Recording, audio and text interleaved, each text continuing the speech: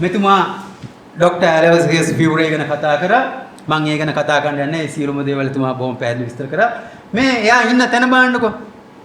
එයා ඉන්නේ මේ බුදු හාමුදුරුවෝ වෙනුවෙන් කරපු ඒ බුදු පිළිමයක උඩට නැගලා බොහොම ලස්සනට ස්ටයිල් එකට සපත්තු දාගෙන ඉඳගෙන ඉන්නේ. ඉතින් මෙවැනි පුද්ගලයෝ තමයි මේ බුදුහාමුදුරුවන්ගේ ඉතිහාසය මතු කරේ. හැබැයි අපි කතා කරන අපි බුද්ධාගම විකෘති කරන ඉතිහාසයේ විකෘති කරන මේ NGO සල්ලි ගත්ත මේ රටේ මහා කලබලයක් ඇති කරන මිනිස්සු හැටි තමයි අපිට නම් කරන්නේ. හැබැයි මෙවැනි අය බුදුහාමුදුරුවන්ගේ ඇඟ උඩ කොහෙ නැගලා ඉඳලා මේව කරත් ඒක කමක් නැහැ. මේ තින් මේ ඔබෙන් පෙන්නේ මේ and then Alice Fury මේ Fury එතර මෙහෙම ආයත පුළුවන් ද බුද්ධ ඉතිහාසයක් මතු කරන්න? ඔයගොල්ලෝ කල්පනා කරලා බලන්න. මේවා ධර්මත මේ අපි හොයාගෙන යන්නේ නෙමෙයි ධර්මතාවයෙන් අපිට ලැබිච්ච දේවල්. ධර්මතාවයෙන් මේවා අපිට හම්බ වෙච්ච දේවල්. මේ ඒක ධර්මතාවයෙන් ඒවා ලැබෙනවා. ඒ පොත්පත් පිටු සමහරලාට අපි පොත පෙරලනකොටම හම්බ වෙන්නේ කාරණා. ඒක තමයි මම කිව්වේ ධර්මතාවයක් තියෙන කියලා. ධර්මතාවය ගැන තේරුම් ගන්න බෑ අපි මේ සම්පූර්ණ විද්‍යාත්මක චින්තනයේ තුල ඒ රාමුව තුල හිටිය. දැන් කාලේ ඇවිල්ලා out of the box කියනවා වගේ රාමුවෙන් එළියට ඇවිල්ලා කල්පනා කරන්න. රාමුවෙන් එළියට එන්නේ නැතුව රාමුව තුල හිටියට කවදාකවත් රාමුවෙන් එළියට එන්න බෑ. ඔකට අපි කියන්නේ වට විවට්ට කරනවා කියලා. බුදුහාමුදුරෝ දේශනා කරේ. වටේ කඩලා වටෙන් එළියට එන්න වට විවට්ට කරන්න ඕනේ. ඒකම තමයි දැන් කියන්නේ මේ අර out of the box. හැබැයි ඒ out of the box කියලා කියන්නේ ආයේ තවත් රාමුවක් අස්සේ ඉඳන් ඉඳලා බුදුහාමුදුරුවෝ කිව්වේ එහෙම නෙමෙයි. ඒ රාමුවනුත් එළියට ඇවිල්ලා Taman නිදහස් වෙන්න කියලා ඉස්සෙල්ලා මේක නිදහස් කරලා බලන්න. ඒක තමයි මෙතුමා කිව්වේ අර කොළ පාට ග්ලාස් එක දාන කතාව කිව්වේ ඒක. නිල් පාට ග්ලාස් එක දාන. ඉතින් මේ ඇලෝසියස් ෆියුරේ ගැන ලියපු පොත් මම මේක විස්තර කරන්නේ ක්‍රිමිනල් or සයිකෝපැත් එක මානසික ව්‍යාධියක් එක අපරාධයක් හැට එයා කරපු දේවල් ගැන විවිධ පොත්පත් ලියලා තිනවා. මම හිතන්නේ මේක මේ පොත 2013 2000 මම කියන්නේ 1880 ගණන් වල විච සිදුවීම ගැන මේ 2013 දී පොත් ලියවෙනවා. සංග්‍රහවල මොකද බුල්රින් of Asian Institute ඒකේ ඒ ලියපු ඒ සංග්‍රහාවේ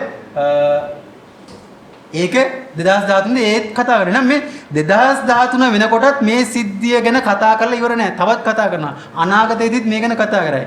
එහෙනම් මේකෙන් පැහැදිලි වෙනවා තේරුම් ගන්න ඕනේ අපිට ඉතිහාසය කියලා උගන්වපු කතාව තුළ තියෙන්නේ බොහොම සුන්දර මට සින්දු කරපු කතාවක් අධිරාජ්‍යවාදී අවශ්‍යතාවයක් මත ඒ වගේම අර නූතන විද්‍යාත්මක චින්තනය කියන නූතන ආගම තුල මිනිස්සු කොටු කරන්න පරිභෝජනවාදය තුල මිනිස්සු වල්මත් කරන්න මේ තියෙන දේශපාලන රාමුව තුල මිනිස්සු දක්වාගෙන යන්න ඒ සඳහා අවශ්‍ය මානසික තුලනේ සඳහා මොකද සියල්ලම උසාවි පොලිසි හමුදා දාලා මිනිස්සුන්ව කන්ට්‍රෝල් කරන්න බැහැනේ. එහෙනම් මිනිස්සුන්ව කන්ට්‍රෝල් කරන්න තව බොහොම පහසු යාන්ත්‍රණයක් අවශ්‍යයි. ඒක තමයි ආගම. ඒක හින්දානේ ආගම අභින් කියලා කියන්නේ කාල් මාක්ස්. ඒ ආගම කියන එක ගත්තම බොහොම අඩු කොස්ට් එකකට මිනිසුන්ව යාමනය කරන්න මිනිසුන්ව පාලනය කරන්න පුළුවන්. ඒතර ආගම කියන එක අද අවශ්‍ය වෙලා තියෙන්නේ මේ පාලනය කරන පාලකයන්ගේ මිත්‍යා දෘෂ්ටික අදහස් දරාගෙන මේ මිනිසුන්ගේ ජීවිතයට ධර්මයේ ධාර්මික ආලෝකයේ ඇති කරන වෙනුවට මිනිසුන්ව පරිභෝජනවාදී රාමුව තුළ හිර කරලා ඒ මිනිසුන්ගේ ඇතුළාන්තය තුළ තියෙන ශක්තිය එළියට එන්න නොදී ඒ ශක්තිය වෙනුවට ඒ මිනිසුන්ගේ කැතකිලි ශක්තිය එළියට අරගෙන ඉල්ලා මිනිසුන්ව වල්මත් කරලා ලාභ පරිශ්‍රණයකට තමයි මේ වැඩ කරන්නේ. ඒක තමයි හැටි. ඒක මේ පාලකයන්ගේ වැරද්දක් නෙමෙයි. ඒක තමයි පොදුවේ පෘථග්ජන දැක්ම තුල තියෙන්නේ. මිනිසුත් ඒකට කැමති ඉඳ මිනිසුත් ඒකට ඇලෙනවා. මේවා මේ තාලට කුණු ගොඩට කුණු එක වෙවි යනකොට මොදනේ බුදු ධර්මයේ ටික යටපත්ලා වැහිලා යනවා ආරක්ෂාවට කැලේට යට වෙනවා. ඒ යට වෙනවත් එක්කම ඒ වෙනුවට ආටිෆිෂල් ස්ථාන මතු වෙනවා. ඒක ධර්මතාවයක්. ඒ හින්දා මේ ඉන්දියානු බුද්ධ ඉතිහාසය කියන්නේම මේ ඇත්ත බුදු ඉතිහාසයේ ආරක්ෂා කිරීම උදෙසා මිනිසුන් තුලින්ම මතවිච්ච ආරක්ෂක වලල්ල. ඒක නොතිබ්බනම් මොකද නෙමෙයි මුකුත් නැතුව කියලා මේ සාකච්ඡාවක්වත් නැතුව කියලා ඒක සාමුලින්ම යටපත් වෙලා යනවා. ඉතින් මේක අපි අර කිව්වට මේවා සුද්ධ මෙහෙම කරා කියලා කිව්වට මේක යම්කිසි ධර්මතාවයක් මගින්ම විච්ච ස්වාභාවිකව විච්ච ආරක්ෂණ යාන්ත්‍රණයක් හැටියට තමයි ඉන්දියානු දඹදිව හැදෙන්නේ. ඒතර මේ ඉතිහාස කතාවේ සාකච්ඡාව කොහොම හරි තියෙනවා. එක්තරා තැනක් එනවා ඇත්ත ඕනේ වෙන තැන. ඇත්ත ඕනේ වෙන තැනදී අර සියල්ල අණ්ඩණය කරලා ඇත්ත ගන්නවා. ආයෙ මේ ඇත්ත ආයෙ විනාශ වෙගෙන යනකොට ආයෙ අලුතෙන් වෙන මොඩල් එකක් එනවා. ආකෘතියක් එනවා. එතන මේක යට එනවා අර ආකෘතිය මේකට බෆර් එකක් වගේ ප්‍රොටෙක්ටිව් ලේයර් එකකට ආරක්ෂක ස්තරයකට ඒක ක්‍රියාත්මක වෙනවා. එතන මේකේ තියෙන ධර්මතාවයක්. මේක අර භෞතික මානයෙන් භෞතිකවාදී විද්‍යාත්මක දෘෂ්ටියෙන් බැලුමට තේරුම් ගන්න බැරුගට එක පැත්තකින් ආක්‍රමණයක් කියලා අපි කියන ගමන් අනිත් පැත්තෙන් ධර්මතාවයක්. මේ හැම දෙයක්ම මේකේ තියෙන එක පැත්තකින් ආක්‍රමණයක් ඒ ආක්‍රමණයේ තව පැත්තකින් ධර්මතාවයක්. ඒ සියල්ල ධර්මය මතුවෙනකොට ආයතරයක් අර out of the box කියන එක ආධ්‍යාත්මික වශයෙන් වට විවට කරන කඩාගෙන බිඳෙන් දාන ආයත මතුවෙනවා. ඒකත් හැමදාම තියෙන ඒකත් ආය ටිකක් කාලා තිබ්බා ප්‍රයෝජනෙට ගන්න නැහැ. ප්‍රයෝජනෙට ගත්තා ඒකත් ඉවර වෙනකොට ප්‍රයෝජනෙට ගන්න නැති වෙනකොට ඒක ආයතරයක් යට වෙනකොට වෙන දෙයක් මතුවෙනවා අරක ආරක්ෂා වෙනවා. මෙවැනි චක්‍රීය දෙයක් තමයි තියෙන්නේ. ඒක චක්‍රීයකරණයෙන් හිතන්න බැරුව ගියා අපි අර රේඛීය චින්තනයට අහුණා බටහිර විද්‍යාත්මක දෘෂ්ටිය නිසා. හරි මගේ දේශනේ දැන් මම ඉවර කරන්න කිට්ටුයි. මේ අර නේපාලේ සෙල්ලිපිය මෙතුමා එක අපූර්වට විග්‍රහ කරා. ඒකේ විශේෂයෙන්ම අර තුන්වෙනි පේලේ තුන්වෙනි වචනේ තමයි ඒක එකට තියෙන්නේ සිලා විගඩ බිචා කාලා අපිට කියන එක. අකුරු 11ක වචනයක්. මේ අකුරු 11 වචනේ එක එක අය එක එක තාලට කඩනවා. එහෙම කඩන්න ගියොත් එහෙම කොච්චර අදහස් ඉදිරිපත් කරන්න පුළුවන්ද? මේ සෙල්ලිපිය වෙනුවෙන් 1898 ඉඳන් 2006 වෙනකන් විද්වතුන් මම හිතන්නේ 20 ගාණක් විවිධ තාලේ අදහස් ඉදිරිපත් කරලා තිනවා. එක්කෙනෙක් කියනවා මෙතුමාක වගේ මේ අශ්වයෙක් හිටියා, සූර්යයා හිටියා, ගලක් තිබ්බා. ඊට පස්සේ තව කට්ටියක් කියන නෑ තාප්පයක් ගැන විස්තර කරන්න කියලා. මේ සිලා විගඩ බිචා කාලා අපිට කියන වචනේ මතම අර්ථ විග්‍රහයක් ඉදිරිපත් කරලා තිනවා මේ සෙල්ලිපියට. මේක මේ අකුර මේ ශබ්ද කරේ කොහොමද මේව ගැන කතා කරන්න බෑ. මේ එකක් ගත්තොත් මම ඒක තමයි පැය ගානක දේශනයක් පැය ගානක් කතා කරන්න පුළුවන් එක මාතෘකාවක්. නමුත් මේ සංක්ෂිප්තව කියන්නේ මේක තුල තිබ්බ මායාව මේක තුල තිබ්බ රැවටිලා. ඒ සෙල්ලිපියම මේකේ අකුරු අර මෙතුමා පෙන්නෝගේ අකුරු වචන වෙන් කරලා තියෙනවා. හැබැයි ඒ කතාවම කියන එක හම්බ වෙනවා කොහෙද? දකුණු ඉන්දියාවේ ඔරිස්සාවෙන් හම්බ වෙන ඒ කතාවම තියෙන සෙල්පිය. ඒකේ වචන වෙන් කරලා නැහැ. ඒතර එහෙනම් සිද්ධාර්ථ කුමාරයා දෙපළක උපදින්න බෑ. නේපාලෙත් උපදින්න ඕනේ. ඔරිස්සාවෙත් උපදින්න. ඔරිස්සාවෙත් ඒ කතාව තමයි මේ තියෙන්නේ. මේ සක්්‍ය මුනිති නෙමෙයි ඒක තියෙන්නේ. මෙතුමා පැහැදිලිව ගෝ සයෝ මුනිති. සයෝ මුනිති කියන එක එහෙම කියවන්නේ සක්්‍ය මුනි කියලා. ඒක හිත බුදේ කියලා දිනවා. මේ බුදේ කියපු ගමන් ගන්න බුදුහාමුදුරුවෝ කියලා. දැන් එහෙනම් බුද්ධ ග්‍රහය කියලා කියන්නේ බුදුහාමුදුරුවෝ ග්‍රහය කියන එකද? නෑ. මේ බුද කියන දැන් මේකත් මම බොහොම කෙටියෙන් විග්‍රහ කරනවා. මේ සෙල්ලිපි කියවීමේ ක්‍රමය මොකද? සෙල්ලිපිය කියවන්න ඕනේ අකුරු ටිකක් හදලා තිනවා ජේමිස් ප්‍රින්සෙප්. ඒකට ග්‍රීක අක්ෂර ඒ ගොඩක් දේවල් අරන් එහෙම කියනවා. කියෙව්වට පස්සේ ඒ වචනේ ශබ්දයට අර්ථයක් ගන්නේ ඒක සංස්කෘතයට පරිවර්තනය කරනවා. සංස්කෘතෙන් තමයි අර්ථය ගන්නෙ. ඒ අර්ථය ඉංග්‍රීසි වලට ට්‍රාන්ස්ලේට් කරනවා. ඒතර ඉස්සෙල්ලා අර ග්‍රීක ශබ්ද ඒ ග්‍රීක අක්ෂර ඔස්සේ හදාගත්ත ඒ අක්ෂර මාලාවෙන් කියවනවා. කියවම ශබ්දයක් මතුවෙනවා. ඒ ශබ්දයට අර්ථයක් හොයන්න එපා. ඒක ග්‍රීක අර්ථය ගන්න බෑනේ. ඒ අර්ථය ගන්න ඒක සංස්කෘත වලට දානවා. සංස්කෘත කියන්නේ බුදුහාමුදුරුව අනුමත නොකළ භාෂාවක්. ඒතර බුදුහාමුදුරුව අනුමත නොකළ භාෂාවක භාෂාවේ වචන අර්ථයෙන් තමයි මේක පරිවර්තනය කරන්නේ. ඒ පරිවර්තනයේ තමයි ඉංග්‍රීසි හෝ සිංහලෙන් අදහස දෙන්නේ. ඒක පරිවර්තනය කරනකොට එක එක අය ඒ වචන එක එක තැන් වලින් කඩනවා. සිලා විගඩ බිචා එක එක තාලට කඩන්න පුළුවන්. මේ අධ්‍යයනය තුළ දැකපු එක දෙයක් තමයි මම මේ ඊළඟට කියනෝනේ. මම මෙච්චර දේශනවලදී කියපු නැති කතාවක් තියෙනවා කියනෝනේ. මගේ ඔබතුමන්ලාගේ වෘත්තිය යනවා. ඔබතුමන්ලාට ඒ උරුම වෙච්ච දක්ෂතාවය තියෙනවා. ඒතර මගේ වෘත්තිය රසායන විද්‍යාව හා පරීක්ෂණ කිරීම, පරීක්ෂණ වාර්තා ලිවීම, ජාති අන්තර සංග්‍රහවලට පළ කිරීම එකනේ. ඒතර ඒක ශිල්පය දන්නේ මම. ඒතර මේක දිහා දැක්කම මේ කතාව ඔක්කොම අධ්‍යයනය කරාම මට ශක්තියක් හැකියාවක් තියෙනවා.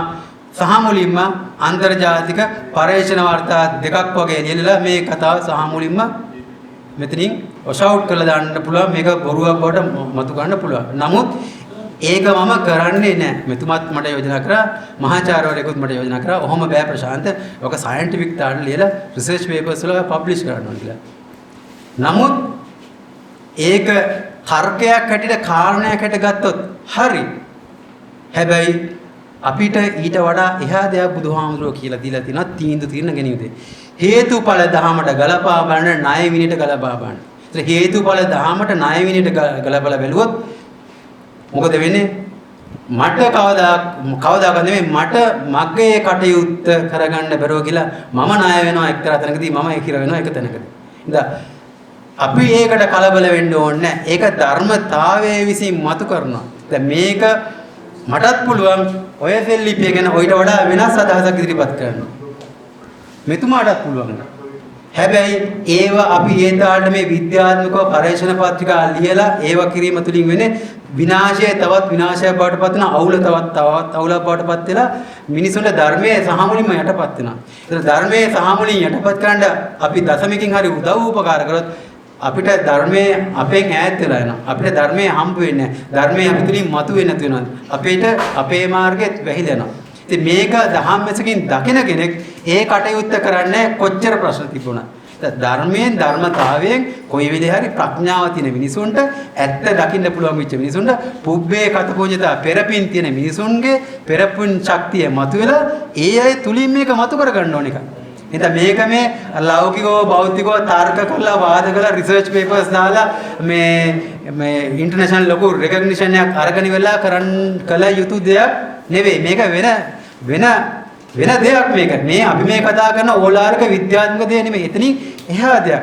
ඒක තේරුම් ගන්න පුළුවන් වෙයි ඔබතුමලාට කවදා හරි දවසක හරියට මේ බුදුදහම තේරුම් ගන්න ඒ මාර්ගචර්යාවේ හැසිරෙනකොට ඒක මේ කියන දාලා ගෙවල් දොරවල් අතහැරලා දාලා ළමයි වමයි අතහැරලා දාලා කැලේකට ගිහිල්ලා කොණ්ඩෙත් තපාගෙන ගිහිල්ලා ගහක් යට වෙලා මේ රුක්ක මූලගතව කියලා ගහක මූලකට වෙලා ඉවරලා අර ඉඳගෙන මේ අත් දෙක තියාගෙන එහෙම ඉන්න එකක් හරි මේ අරඤ්‍යගතව කියලා කැලේකට ගිහිල්ලා ඉන්න එකක් හරි මේ ශුන්‍යාකාරගතව කියලා පාළු කොනත් එකට ගිහිල්ලා ඉන්න එකක් නෙමෙයි මේ ඔක්කොම පෘථග්ජන මිනිස්සු පරිවර්තනය කරන්න ගිහිල්ලා සහ මුලින්ම වැරදි අර්ථ දෙන්නා මේ ගිහිගේ ඉඳගෙන ඔබ අප හැමට බොහොම පහසුවෙන් අතැඹුලසේ කරන්න පුළුවන් දෙයක් තමයි බුදුවරු දේශනා කරන්නේ. නැතුව මේ සියල්ල අතහැරලා දාලා ඔක්කොම ගැන කලකිලා අනේ අපොයි වැඩක් නැහැ කියලා එහෙම එකක් දේශනා කළා නෑ. දැන් කියන්නේ මොකද? කලකිරෙන්න නිබ්බිදා කියන එක පරිවර්තනය කරලා දෙන්නේ කලකිරෙන්න මොකද වෙන්නේ? Tamanට කිසි දෙයක් තේරුම් ගන්න බැරි තරමට මනස ව්‍යාකූල වෙනවා. ද්වේෂයක් හට ගන්න පටන් ගන්නවා. තමන්ට තමන් එකක් ද්වේෂයක් හට ගන්න පටන් ගන්නවා. මොන මගුලකටද මේ ඉපදලා ජීවිතේ වැඩක් නැහැ මෙරලා නම් ඊට වඩා හොඳ.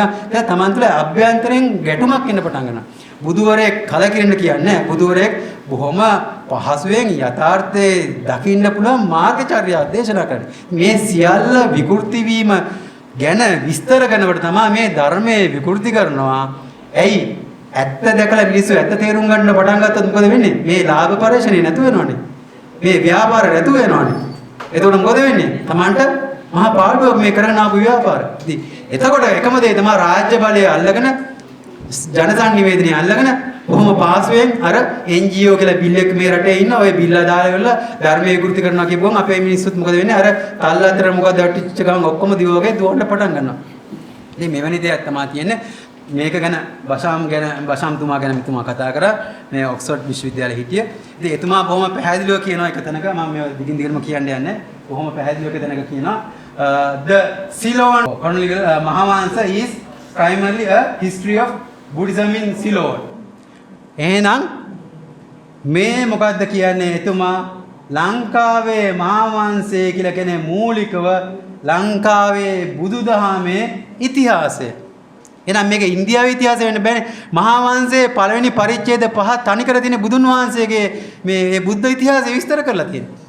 එහෙනම් එහෙමනම් කියන්න තිබ්බා මේ මහා වංශය කියන්නේ කොටසක් ඉන්දියානු බුද්ධ ඉතිහාසයත් හා ලංකාවේ රජපෙළපත කියලා. එහෙම ලියන්න තිබ්බනේ. එහෙම ලියලා නෑනේ. පැහැදිලිව කියනවා මහා වංශය කියලා කියන්නේ ලංකාවේ බුද්ධ ඉතිහාසය කියලා. කවුද මේ කියන්නේ? අපි නෙමෙයි කියන්නේ මහාචාර්ය බෂාම්. එතුමා තමයි මේ පැහැදිලි විස්තර කරන්නේ. මේ ඉන්දියාව තුළ මේ ඉතිහාසය හරියට විස්තර කරන්න ඕනේ තරම් ඓතිහාසික සාධක නැහැ කියන එක තමයි කියන්නේ. Our sources for this period කියන්නේ මේ බුදුහාමුදුරුවෝ ජීවමානව හිටිය යුගය. The Buddhist and Jaina scriptures are in many respects admittedly inadequate as historical documents.